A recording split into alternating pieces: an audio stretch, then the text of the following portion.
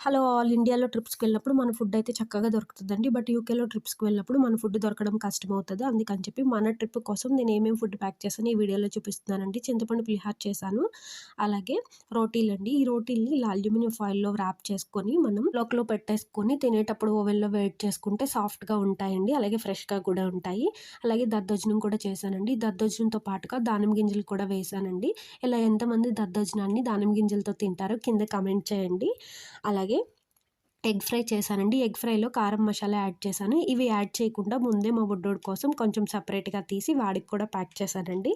అలాగే డీహైడ్రేట్ అవ్వకుండా ఉండటం కోసం వాటర్ మిలన్ కూడా తీసుకున్నాను.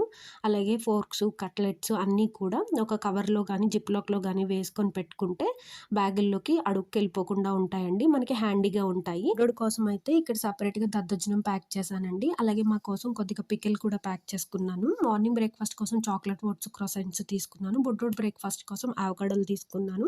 స్నాక్స్ కోసం అయితే పిస్తాలు, ఫ్రూట్స్, చాక్లెట్స్, బిస్కెట్స్ తీసుకున్నాను. అలాగే బుడ్డోడి స్నాక్స్ కోసం అయితే ఆర్గానిక్‌తో ఉన్నటువంటి ఫ్రూట్ ప్యూరీలు, ఆర్గానిక్ క్యారెట్ పఫ్స్ తీసుకున్నానండి. అలాగే ఒక హ్యాండ్ జెల్ అయితే తీసుకున్నాను. ఈ హ్యాండ్ జెల్ లిక్విడ్‌కి వాటర్ అవసరం లేకుండా చేతులకి రాసుకుంటే చాలండి. అలాగే nappy bags, bananas. Thanks for watching. Please